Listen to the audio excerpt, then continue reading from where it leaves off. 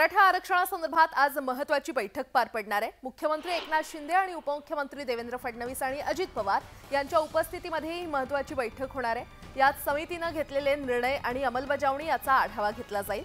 मनोज जरांगे पाटील यांनी 20 जानेवारीला मुंबईमध्ये येण्याचा अल्टिमेटम दिलाय आणि त्याआधी मराठा आरक्षणासंदर्भात महत्त्वाची चर्चा करण्यासाठी आजची बैठक पार पडणार आहे।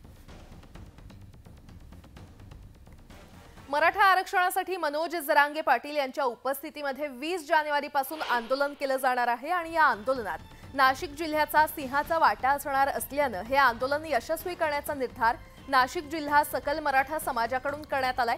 त्यासाठी आज पुन्हा बैठक घेतली जाणार आहे। दरम्यान मराठा समाजाकडून 5 जानेवारीपासून तालुकानिहाय दौरे करून जनजागृती करण्यात येणार असल्याचे देखील सांगण्यात येते।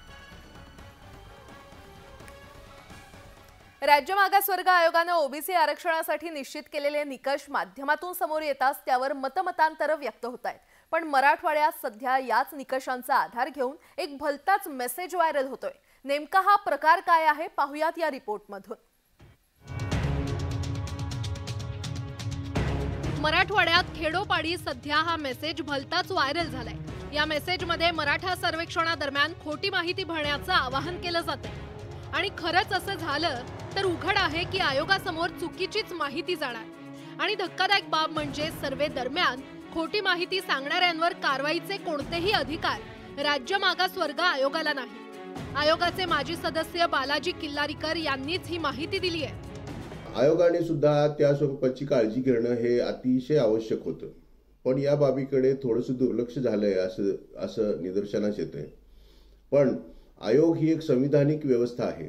आयोगाने आणखीन सुद्धा याचा विचार केला पाहिजे। अशा गोष्टी थांबवण्यासाठी, याला प्रतिबंध पायबंद घालण्यासाठी वेळीच कडक असे नियम म्हणून त्याला राज्य शासनाची मंजुरी सुद्धा घेतली पाहिजे।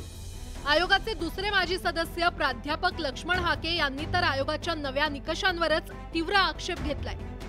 आयोगाच्या या प्रश्नावलीतून मराठा समाजाचं शासकीय नोकरीतील प्रमाण, लँड होल्डिंग, सहकारी आणि खासगी साखर उद्योग तसंच शैक्षणिक संस्थांवरची मालकी कुठेच समोर येणार नाही। परिणामी मराठा समाजाला आरक्षण मिळवण्यासाठी सोयीचं होईल असेच निकष बदलले गेलेले आहेत असा तीव्र आक्षेप प्राध्यापक हाके यांनी नोंदवलाय। शासनाने दिलेल्या अजेंड्यावर जर राज्य मागासवर्ग आयोग काम करत असेल तर मला वाटतंय यामध्ये पुढे जाऊन मराठा समाजाची फसवणूक होऊ शकते आणि हे वेळोवेळी कोर्टामध्ये असेल किंवा वेळोवेळी हे चॅलेंज केलं जाऊ शकतं आणि मला वाटतं हे जे एकूण एक्झर्शन सुरू आहे हे एक्झर्शनच पूर्णपणे अडचणीत येऊ शकतं। राज्यात खरं तर मराठा आरक्षणावरून मनोज जरांगे पाटील सरकारला रोज नवनवे इशारे देत आहेत आणि दुसरीकडे राज्य मागासवर्ग आयोगाच्या माजी सदस्यांनीच होऊ घातलेल्या मराठा सर्वेक्षणावरच हे प्रश्नचिन्ह उपस्थित केलंय। परिणामी सरकार आणि आयोगाची डोकेदुखी आणखीनच वाढली आहे।